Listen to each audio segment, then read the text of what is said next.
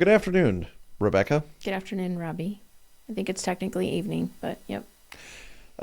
Drinks with 2 peas in a pod. Yes. It's after work. Let's talk leadership. Yeah. But like all people, let's put our feet up, have a bourbon. Yes. I'm not sure everyone drinks bourbon, but we do. Well, people with dignity. It's America's drink, Becky. It is America's drink. Nice Robbie. to have you here. Great. Welcome back, everybody. Great to be here in this beautiful studio. Thank you, by the way. So today we want to kind of talk about our approach to leadership, I think, Yes. and why we think it's worth our time to podcast and maybe worth somebody's time to listen. Absolutely. Is that fair? It's fair. So you and I have a long runway of working together. We've made some huge lifts. We've caused massive organizational change Yes. for international multi-billion-dollar companies. Correct. Fair? That is fair. Very And fair. I have most of my hair. Most. If I didn't color mine, it'd be solid gray. Well, I'm getting there. Well, So we're I got getting a there. couple of years on you. Anyway, now what's interesting, I think, about you and I, if I can toot our horns, Okay. is, and I won't speak for you on this, I'll speak for me, but I think you're in the same camp. I'll give you the chance to say if you disagree. Fair? I'll say it just like that. That's fair. For me, years ago, I realized I wasn't achieving with my teams the result that I wanted. Mm-hmm. And I was working my buns off. And I mean, putting it in.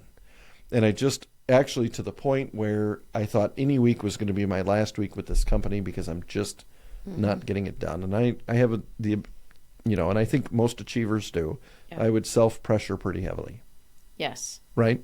I'm in that camp. Now, very clearly what I decided, and I remember almost to the day, I decided if I'm going to get fired, I'm going to get fired doing it my way. I remember. Do you really? From there spawned, in my opinion, a very fun leadership journey. I think we were actually working together at that point. We might have been. I think we were.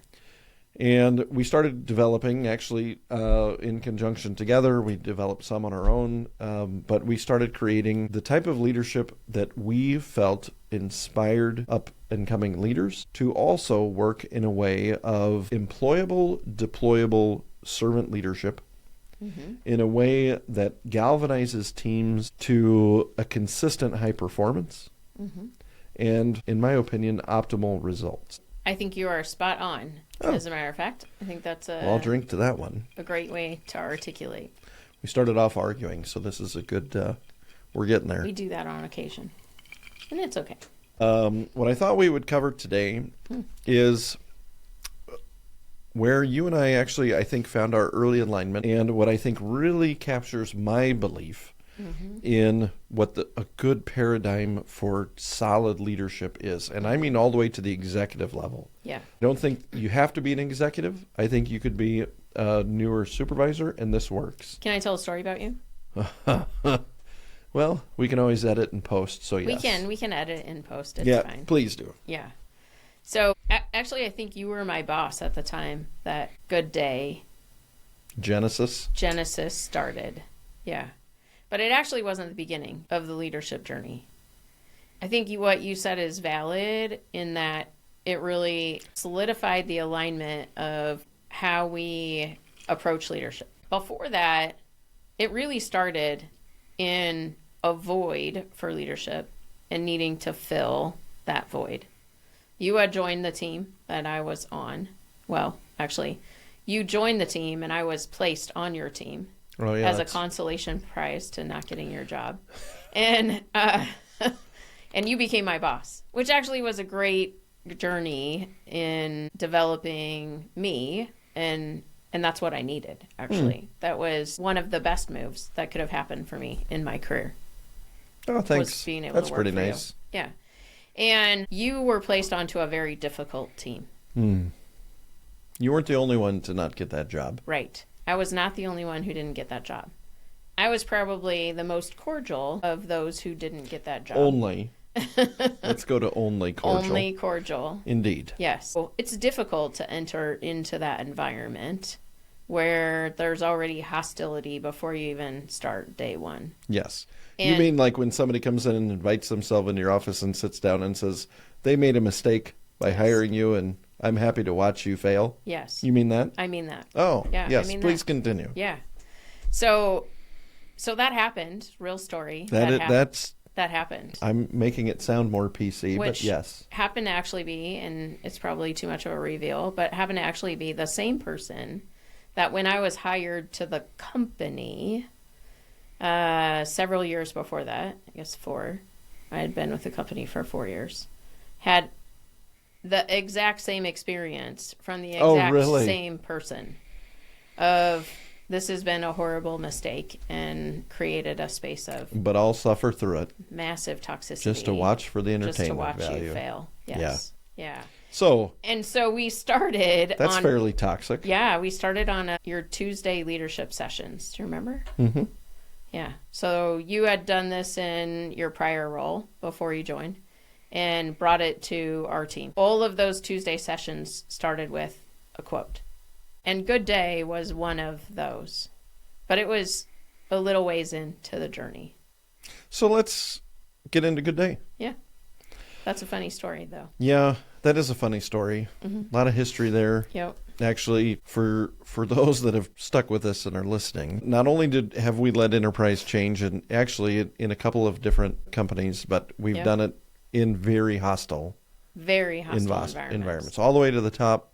Yep. And we were not near the top then. We were later in our careers. Fortunately, and I told you from the very beginning, you wouldn't work for me long. Yeah. We would be colleagues, and for sure we were. But what helped me actually get through toxicity and get through all of the stalwarts and the people that, active resistors. And if you're new to leadership, no doubt you're feeling some version of that. Mm-hmm. There was probably a competition to get to your position. Any good promotion or new role really stretches your growth and challenges your capacity. And what we'd like to share with you today is not necessarily our North Star, but more our paradigm. Yeah. Fair? Fair. In how to keep ourselves grounded and moving in the right direction. And the simple way of calling that is good day. It is. Good day for me started years and years and years and years before. It took me a long time as a leader in my journey to realize I could document that and put it into a format that I could teach. When did it start for you? Started with me in the first time I became a plant manager. How old were you when you became a plant manager? 33 or 34. Okay, that's young. It was young, and I was also you were a hot rod. The lead negotiator of the USW. Yeah. So I got my first union experience. That's fun. No, it was terrible. I was terrible. My experience was excellent, but they taught me a nice lesson. We'll have to put that in a later episode. Mm-hmm. But pertinent to this and the foundation of this, and I learned a lot about interviewing also, because I got a job I was really excited about with a company that was moments from total catastrophe. Yeah.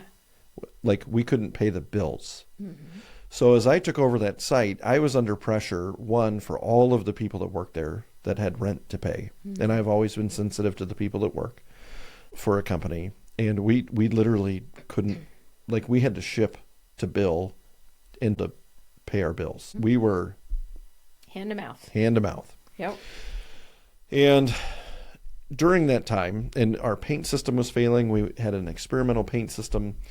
And what was saving our bacon, or could have saved our bacon from my perspective, was our custom manufacturing line. Mm. We had standard and we had custom. Yeah. It was right before the economic crisis, and people weren't buying standard offerings. People were only spending their money on custom options. Mm-hmm. And every day at noon, at lunchtime, my entire custom fabrication line would line up at the time clock out, and go home. They would leave. Why did they go home, Robbie? Well, good question. And so here I am, in my early 30s and sort of out of my depth. I didn't have depth. And so what I did... Well, you had enough. I had some. Mm-hmm. I don't know that I had enough. Well, you had enough. I had some. So what I did was I stood down at the time clock. And when that line would form and check out, anybody that would yell at me, I would let them so I could understand why they were leaving. Mm. And my hero was a big burly dude named Dale. And he had a nickname, which I won't repeat, but it had to do with plumber's crack. Got it. Because he was always been over welding, doing his stuff. Yeah. We won't. Shirts I weren't long digress. They make tails for that. And I now. said, Dale, I don't understand. You guys are all going to take an attendance point. Ultimately, this is going to cost you your job. I need it. You need it. It's the same amount of work. You're just cutting stuff apart instead of putting stuff together. Like, what's happening? And he goes, Robbie, what's happening is all of the designs coming down are wrong. And we spend our entire morning trying to put this stuff together, only to find out right before we go to lunch that we're going to have to spend our entire afternoon cutting it apart. And I'm not doing it. And then he pointed to the guys behind him and he said, and they're not doing it. And if you need to fire us for that, so be it. Yeah. So as you can imagine, my next stop was engineering. Why are we sending stuff to the floor that's not right? And, you know, I'm new. I found the problem. I'll go fix the engineers. How did that go? Really well. Yeah. No. That's usually how it goes. Actually, you know, one thing that I've learned in leadership, and I love this phrase, so if you're out there listening, maybe jot this one down. This is my favorite. What's the reasonable reason for unreasonable behavior? One of my favorites as well. I love that one. It's very good. So I went to the engineers and said, unreasonable behavior hey, is clocking out at noon and going home yes, to lose your job. And we don't have the right engineering, so I can't put the right things together. All right, engineers, why aren't we putting the right stuff to the floor? Their goal for accuracy was 75%. Whoa. On custom engineered, build to order, one-off designs. Woof. Why do you say woof? 75%? That was their goal. Their target to achieve that they measured themselves against, meaning they weren't even hitting 75. A good day was hitting their target. Yeah, that's a problem. It is a problem. So once again, what's the reasonable reason for unreasonable damn designs? And the head of engineering said, Robbie, I understand. And he did. We were actually really good friends. And he said, the problem that we have is from sales, we're not getting enough information, but we're under stress and pressure. So I'm under stress and pressure to try to keep the doors open and the lights on and the bills paid. They're under pressure to do this amazing turn time on designs and try to get 75% accuracy and call that out and get that to the floor to feed us. And the engineers cared. So where do you think I went next? As most people do. What you'll find is at the heart of all of it is Sales. people don't come to work to do bad jobs. Sales. Oh, I thought you were going to say sales. No. Well, I mean, maybe. Because they just play golf and drink beer all day. But that's what they think. So, but I went and talked, and you're right. yeah, I mean, people don't come to work to do a bad job. But the reality is, not only do they not come to work to do a bad job, but we'll risk getting terminated because the only thing I can do is a bad job, and I'd rather get fired than have to sit here and do this all day. Yeah, because there's no satisfaction in it. Turnover in engineering was no better than turnover on the shop floor. Yeah, for the same reason. I believe it. So I went and talked to sales and said, you guys have to do a better job. And they said, Robbie, we're not getting the right answers from the customer. They're not completing the picture. We're under the gun for sales and dollars. Yep. So we're giving the best information we have to engineering. They're giving the best information they have to you, and you have to make it make sense. That sounds like a problem. Right. Guess how I fixed it? You went to sales. And I quit. That's not true. I know, that's not true. That's not true. But I contemplated it, I think, every morning. What as have I gotten dressed. myself into? We've all been there. Fact. We've been there. The way that we actually fixed it, and we did, was... You put boxing gloves in the middle of a conference room table? Oh, man, I'd have lost every... I don't know if you've seen good welders, but you don't take them on toe-to-toe. I'll just tell you that. No. The way that I approached that, and this was like personal crisis. I have my moment to be a leader, and the ship is sinking all around me. Like fast. And my ankles are wet. Like, what is happening, right? And from there was the genesis of the concept Good Day. Okay. Now, it didn't mature until years and years later, but I started to put in the elements, and that was the genesis of the conversation. And so we'll get back to that. Okay. Let's get into good day. Okay. As we talk about good day, I always like to start with a question, and you know it. Right? For those listeners out there, we are smack dab in Nebraska and grew up in farming communities, if not on a farm. So that's near and dear to us, and I think there's a lot of life lessons you learn from being a grower. What's the fundamental question to good day? How do you make a seed grow? Yes.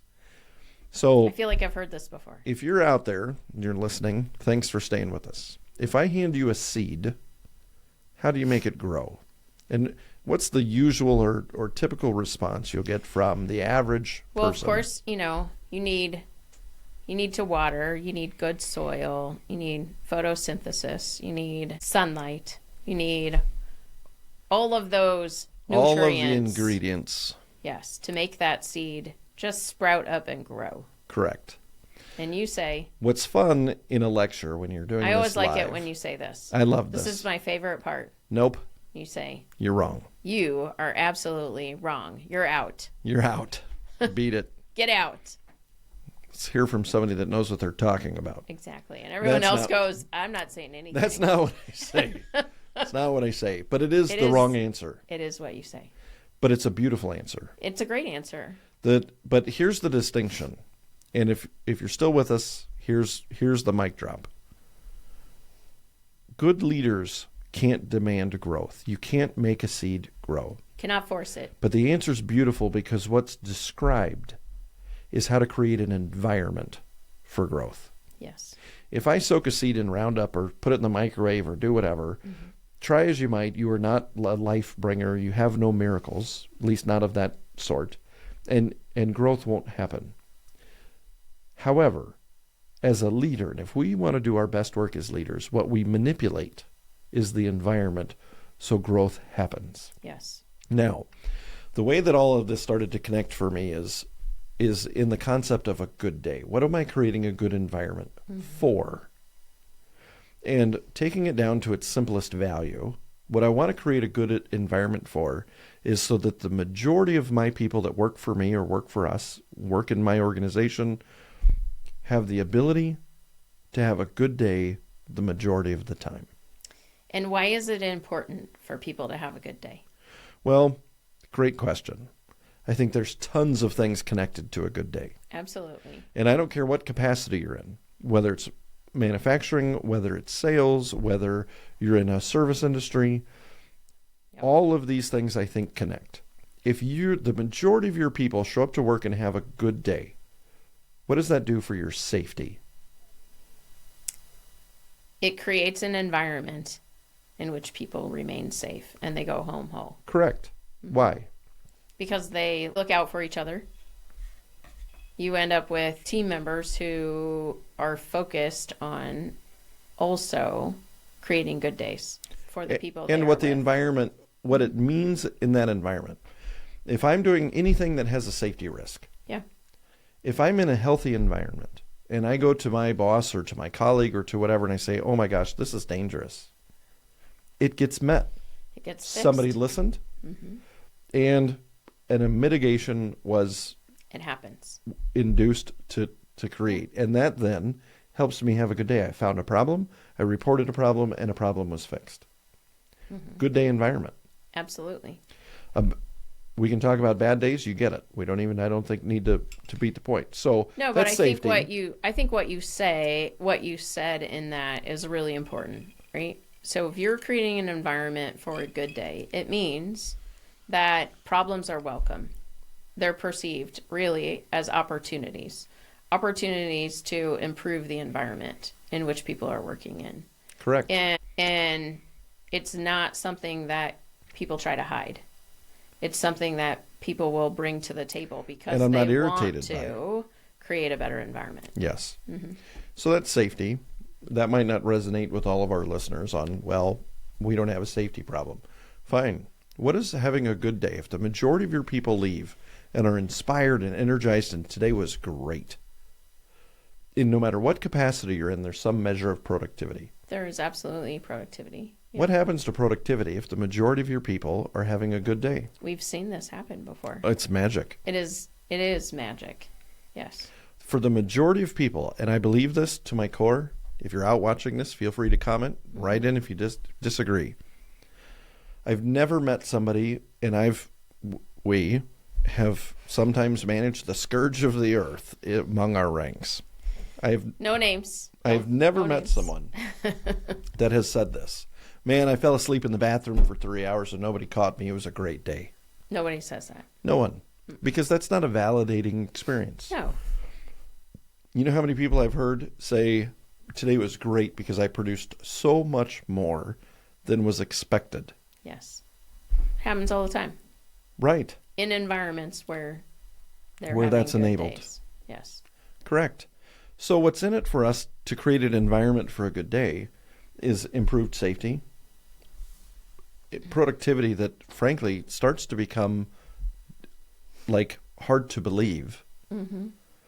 Because when people are achieving more than expected, it actually creates some of its own problem. It does. What happens to cost? We've already answered it, haven't we? If your productivity is going up, your costs are and going producing down. more. Yeah. What happens to retention? That's a big one right now. That's a big buzzword, I think, in every industry. How do we keep our people? How do we keep our people? How do we keep our people? Well, workforce is definitely a large problem, especially if you're in the service industry, but in general, everywhere, it's a struggle for finding people to do the work. Right. And there's jobs everywhere. There are jobs everywhere. And if you're having bad day after bad day after bad day, what do? You jump ship and you go to the next place. Right. Yes. For what? For the same problem. For any reason. Right? Somebody offer me $1 more an hour, I'm out. They don't even need that. In a lot of places. True.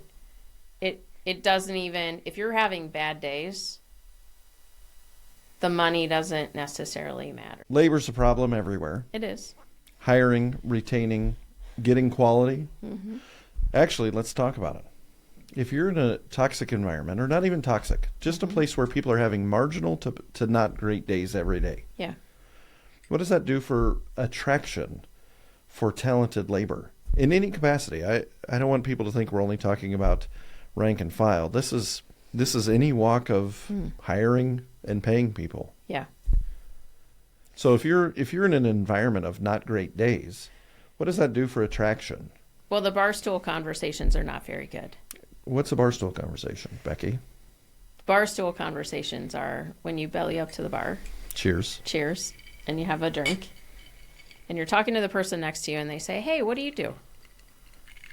You say, well, I work at XYZ. I work at ABC. It's a really shitty company. You I know was what thinking about happened going today? to ABC. And not anymore. Not anymore. Because it's terrible. Mm-hmm. And then what happens to dude or gal or, I don't know the things. I'm old. Yeah, but, today, those kinds of conversations, it used to be in our day and age. Those were barstool conversations. Today, they're Yelp conversations. Ooh, Glassdoor. Or, Glassdoor. Or, Xbox. Yeah, wherever that, it takes one bad review to trigger a whole windfall of additional reviews. And it's a real thing. So creating an environment for a good day has a lot of implications. It has a ton for of implications. really stellar performance. Yes. Let's tie this all back together. Yeah. So working in high pressure, high demand, high required for change, what you and I decided to do was depart tried and true management methods. Let's manage by the numbers. Let's open Excel spreadsheets. Let's do our performance-based evaluations, and let's just do it to really caring as senior leaders about the environment our folks lived in, worked in, cultivated, and started to actually care for the details to manage a good day. How do you do that? Well, I think it's a testament actually to both of us in that we have a at our core a care for other humans. I think that's an ingredient, yes. We care for people. And I think that's important. It's an important aspect of where it starts. Because if you don't have care for the people that are on your team, they know it right away. Can't hide that, can you? You cannot hide it. And so, to me, no, that define really what that looks starts. like in poor leadership, right? Because in my opinion, it's not, hey, Becky, I don't care about you. No. But it's, hey, Becky, the performance is more important than you. It is. Yeah. Right? Well, if we go back to the example we were using before around safety. Okay. Okay. Safety is about keeping our people safe. It's the core of caring for others at work. Is ensuring that we work with big gnarly stuff. And it can hurt people. We don't want to hurt people. We want people, like, that's when you and I have talked about this before, but that's like when someone gets hurt, that's like the pit of your stomach. Just that's something you can't fix. So no matter how good you are, and you cannot fix it. Yep. Agreed. And I think there's, for those that are out there, I think this has a lot of application. This could be wellness of digital information. It could be. Yep. This could be career health and career movement. It could be. This for sure is physical safety. This could be sexual harassment or all the protective, things that are out there. It's even more than that to me. I think, some of it is showing that you care enough about people that you want them to be safe, not only at the job, but also when they leave the job. You want them to be able to go home and not carry the baggage of their day with them to go home. I like where you're going. And I think that in a lot of organizations, one of my mentors said this to me: a company will take from you as much as you're willing to give to them. And sometimes we just take and take and take and take. And in a space where you're creating an environment for a good day, there has to be some give. You have to be able to give people health. You have to be able to give people well-being, both mentally and physically. You have to be able to give to people something that meets them where they are in their journey to be happy. To include an emotional journey. Absolutely. I actually couch the ability to come talk to me and tell me what you're thinking in the realm of safety. Yeah. Is someone safe? I'm now a senior leader. Is someone at any level of the organization safe to come talk to me? Absolutely. Well, I think that's a fundamental question all the time. And it's amazing how in so many organizations, skip level, that is a threat. It is. It's a threat to their boss or bosses. I have an open door and I like people, I have 5-6 layers of leadership below me. I like to take people to lunch and to meet them where they are. Yes. And to create an environment where they can tell me their problems in a safe space. Now, what I don't want to do is circumvent my leadership. I want the right cascade. And I will couch that with have you talk to your leader and have you address this and what vehicles do you have to get this fixed. I don't try to just helicopter in and solve their problems. But what I do try to do is take every moment. If somebody wants to share with me, then I'll do my best to share with them the right avenue of getting that resolved for themselves. If the door's open. And I think that's, if the door's open, you put something in. You put something in. For sure. Yeah. And create it. And that's also part of a good day. It is. For those out there that have hung with us, thank you. And I would ask you to, as an exercise, to think about this. When's the last time you went in and talked to a boss or somebody in a high-level leadership position and you had a request or a grievance or a complaint, and they sat and intently listened to seek to understand what you were saying? It's a good exercise. It's a great exercise. And it's one I try to catch full of myself with all the time. Right?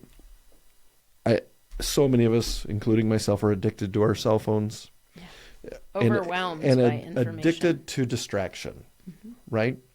And what I've done is worked on personal behaviors to remove myself so that I can intently focus on, and, I do all the kitschy little things. I try to repeat it back. Let me use my words and see if this captures and if I'm understanding it correctly. Because what's most important to me is I want somebody to feel heard. I 100% agree with you. This is actually, I feel like this is a space where the environment I'm in, I'm not taking the time to be present and to hear. And how does that make you feel? And it makes me feel like garbage, Yeah. honestly. Yeah. It's really hard. And what I find is, my team is also in that space because we're so overwhelmed and we have so many things on our plate every single day. There's not enough time in the day to get them all done. You and I, when we work together, Yeah. I mean, we'll just use first names, but when we worked for Steve, Yeah. one of the things I admire him for, and I will for the rest of time, Yes. is as he came in as an organizational leader, his top priority was making sure we only had a small number of things as our critical focus. Correct. And I think and really mean it. and meant it. Yes. People say that often, but really meaning it is different. Yeah. I want you to focus on the small things, but I want all things done. Yes. Yes. As opposed to, I want you to prioritize what's top and get those done. And get it done. And I will tell you that's something I am adopting in my personal style and into my process. And I get a lot of resistance from my lower rank, my lower tiered supervisors or leaders because achievers want all things done. They want all things done. So that's not just a top-sided thing. I think most layers of an organization, if what you've done is promoted achievers, there's like this insatiable lust for wanting all things done all the time, done well, etc. And I also think that's a bane of leadership. I think that's an Achilles heel. Yes. My opinion, really good leaders are the ones that help you to learn and to gain focus into how to prioritize, Yep. how to focus your resources, and how to get things across the finish line. It's easy to start 1,000 things. Yeah. It's really hard to finish 6. Yes. Right? And now, good day fuel. If somebody focuses your time and energy and talent into something that gets complete. Yes. I'm going to go back to my earlier statement. Okay. And really means it. Like in earnest. And really means it. And really means it. Is authentic. Yeah. Is authentic about it. It makes a difference. But how then do you survive? There are a whole bunch of leaders who will say, "Oh, I'll take that off your plate." And then they give it to someone who comes back to you and says, "I need you to do this." But we need this done. But we need it done. I don't know how to do this. I need you to do it. And if I'm listening to us right now, I say, yeah no shit, guys. Right. Exactly. But how do you do it? But how do you do it? So how do you do it? Well, you said this before, and this is on my, as I have contemplated, I was on vacation for a couple of weeks. As I've contemplated where I am in my leadership journey, this is a space for me where presence is important. Not like gifts, but presence. Like being present in conversations. Yeah, you gave with me a people. compliment, and I haven't even unpacked it yet. And I think it's really important to be present. And that means in today's environment where you have information overload, you have a million different assignments, and you have a bunch of priorities coming from a bunch of different directions that you have to choose. And part of that choosing is helping to choose for your team and giving your team the space to say, no, I can't do this. And oftentimes I think what happens in environments where good days are not prevalent is if you say no, or you say, I can't do this now, but I could do it 2 weeks from now. It just gets escalated until someone says, hey, you got to do this now. Right. Till somebody forces the issue. Which is an awful environment to be in. And so as leaders, I think we have to be able to, one, do that for ourselves and set a good example, which is a focus for me. But to get our teams in the space of being able to do that also. To achieve. And I agree. And this will resonate with you. The way that I would answer the question is we have to be very clear with our plan. Absolutely. Because I agree with you. Sometimes you have to get people to do things out of their cycle. Mm-hmm. We have to be clear with our plan. Define what success or closure looks like. Right. I think that's skipped all the time. All the time. And the last is, and this is self-reflective, not something you cast on your team, be impeccable with your word. Absolutely. The 4 agreements. It's in there. It is. And what I mean by that, if you're out there and you're listening to us, what that means is if I have a team member and I say this is the utmost priority and I'm going to give you 2 weeks to get this done, can you get it done? And it becomes an agreement. Yeah. I actually had to do that today. Then I will defend them with everything that I have to give them that 2 weeks. Correct. I will do my absolute best, because what's the worst for me as an achiever is when I'm 3/4 the way to get something done and somebody comes in and says, I need you to do something else. Mm-hmm. That's a catalyst for my worst day. Because now once you lose trajectory and you lose critical mass, it's really hard to come back and just get it across the line for most projects. Mm-hmm. If we come to an agreement, let's make an agreement. If you're working for me or I'm working for you and we need this deadline, then let's come to a reasonable agreement. Yes. That you agree to, I agree to, and not by coercion, not by force. Yep. Is this something reasonably we can achieve? Then we agree to it, we define the scope, we define what needs to happen, and then I will defend you until it's done. Absolutely. And I will do my damnedest to be impeccable with my word. Yep. And I think when you work for a leader or even colleagues that have that, it creates trust. It does. Which is the base layer of 5 dysfunctions of a team. And when you start to build on that, success begets success.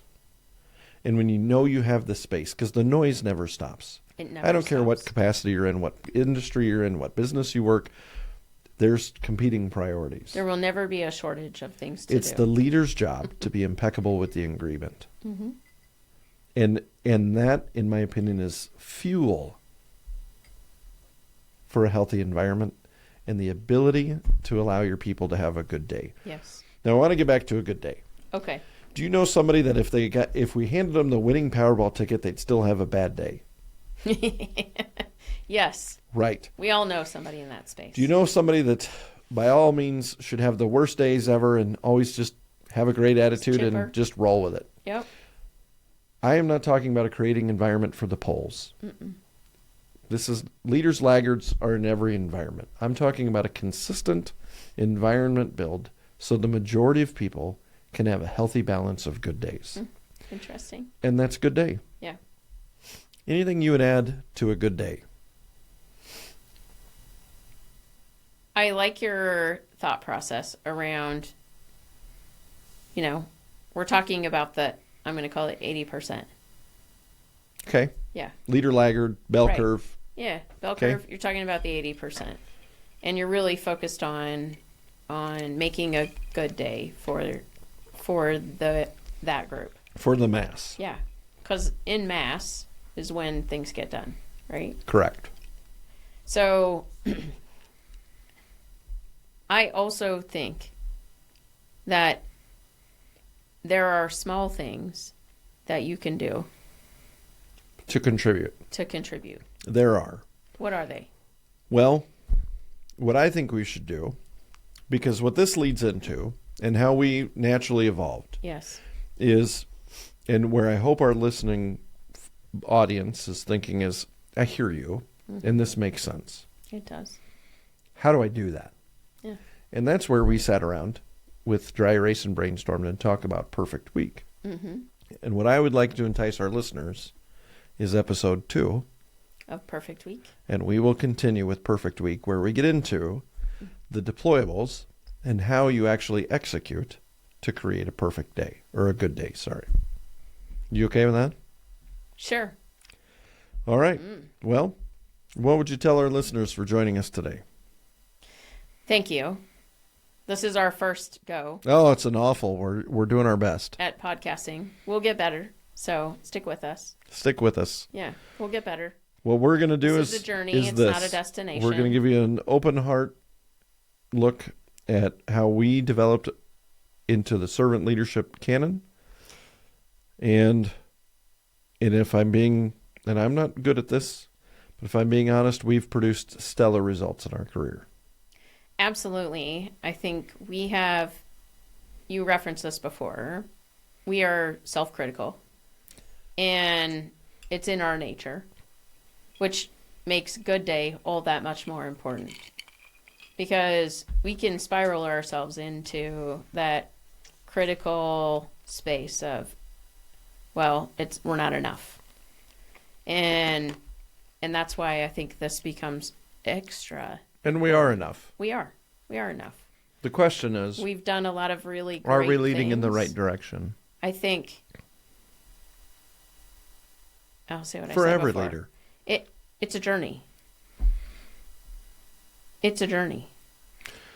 Let's close with this. What are we drinking tonight? Basil Hayden's 10 year. 10-year. So And what it's we'll get better mighty at. fine. We don't plan on doing this without having a bourbon, because this is our overtime, and we just want to share this with you. So we're also sharing a drink with you. What we'll do at the beginning of every podcast is tell you what we're drinking, and if you have it in the cupboard, Go get some. join us. Mm-hmm.